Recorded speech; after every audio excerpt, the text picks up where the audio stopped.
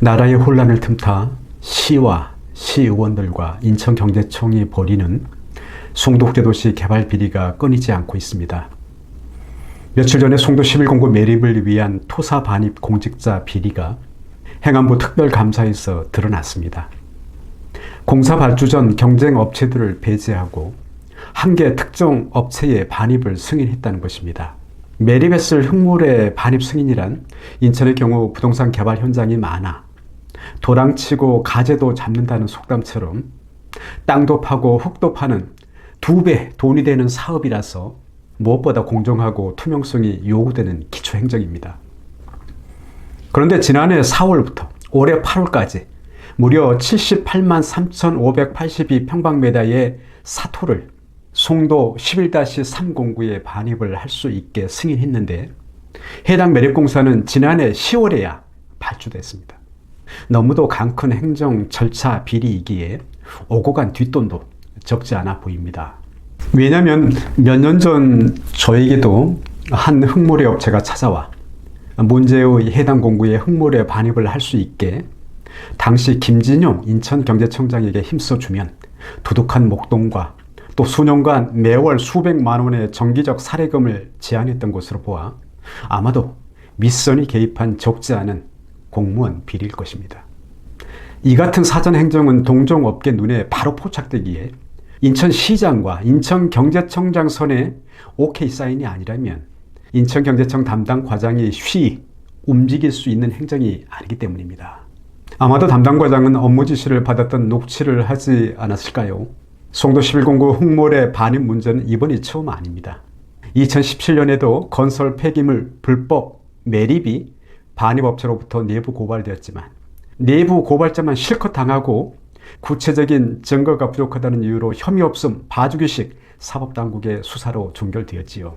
매립 현장에 들어맞은 모래흙 반입을 위해서는 흙모래 품질과 수량, 차량 운행 횟수 등 꼼꼼히 관리되어야 하건만 그 어느 하나 눈 감아줄 때 시민 혈세는 개눈 감추듯 새고 마는 구조입니다.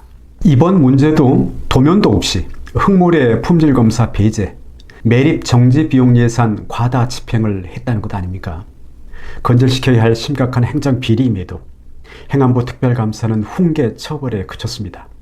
인천경제청장 하면서 대개가 중앙정부 장관 2-3명은 잘 구워 삶아 놓는 행태라서 이런 솜방망이의 처벌이 이해는 됩니다만 나라가 혼돈할수록 공직자의 책임과 의무는 더더욱 중요한 것입니다.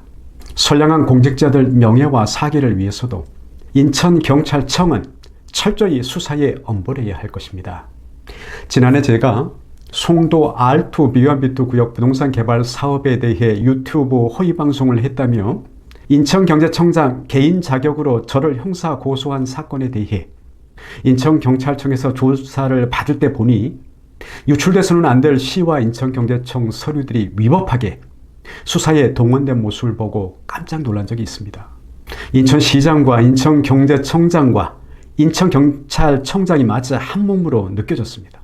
저를 비롯해 피의자였던 전 인천경제청 담당과장, 복수의 기자, 신문사가 혐의 없음으로 종결이 되었지만 사실은 인천경제자유구역 비리 의혹을 감추고 무마하기 위한 수사였다고 봅니다. 인천경찰이 이런 업무 자세로 과연 자라나는 인천의 어린이와 청소년들에게 교육의 본이 되겠습니까? 대한민국 경찰의 최고 수뇌부 경찰청장과 서울경찰청장이 계엄, 모의 혐의로 경찰에 체포된 사태입니다. 인천경찰청장의 자리도 그저 정년퇴임을 앞두고 스쳐 지나가는 무책임한 자리가 아니었으면 좋겠습니다. 이 큰 비리에 훈계 요구라니요. 인천경찰청은 이 사안 신속히 수사에 돌입해 인천의 일부 미꾸라지 공직사회를 정화하십시오. 시장과 경제청장 개입 의혹은 충분히 합리적 의심이 가기 때문입니다. 감사합니다.